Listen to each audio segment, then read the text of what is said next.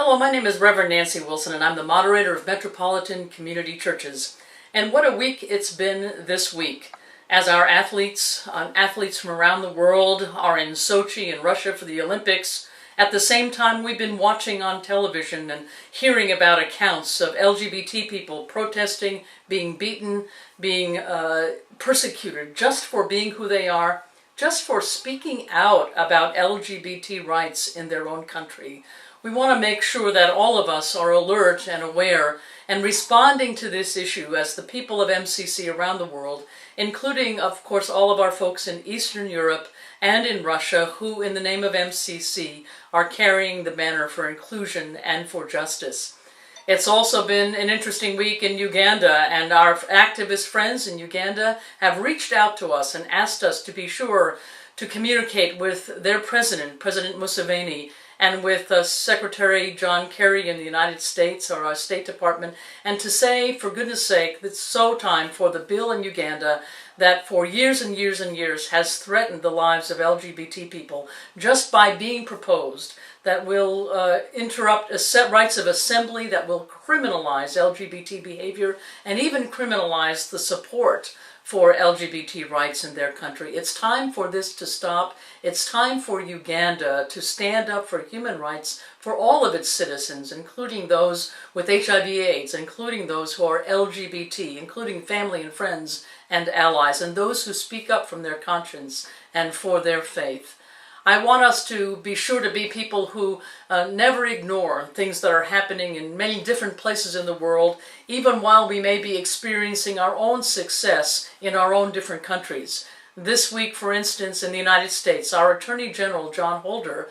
spoke up so powerfully about LGBT same-sex marriage as a civil right. And that, for years we protested and went to, on Valentine's Day, which will be this week, we used to go to those Secretary of State offices and clerk's offices in our various states and ask for a marriage license and be turned down, which in many states in the U.S., of course, in most you still would be turned down. But as we see laws being overturned and overturned everywhere, our Attorney General has gone ahead of the program and said that federal rights for LGBT people will be extended even in states that don't recognize same-sex union. This is a powerful move on the part of our federal government. It's part of the reason we have a federal government that can give leadership in areas of civil rights when states lag behind. I live in a state in Florida where still same-sex marriage is not recognized, but we are on the move here in Florida, and we're going to make changes in this state through the courts and through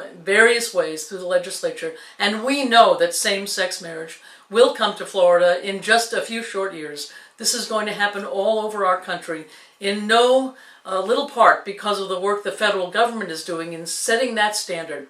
We used to say that over 1,000 rights were extended to LGBT couples now because of same-sex marriage, or can be, and we were deprived of those rights for so many years, and it's interesting to see them now coming to the forefront, where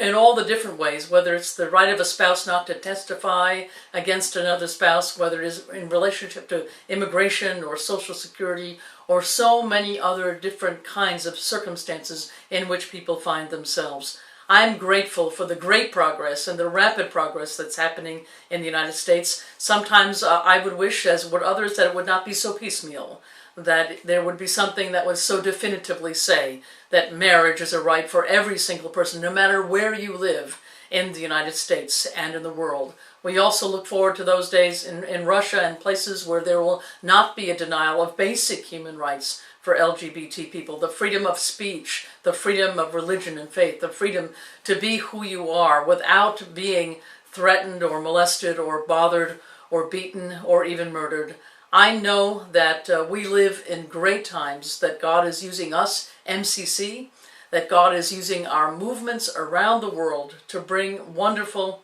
and enormous change. I'm grateful for our staff around the world, for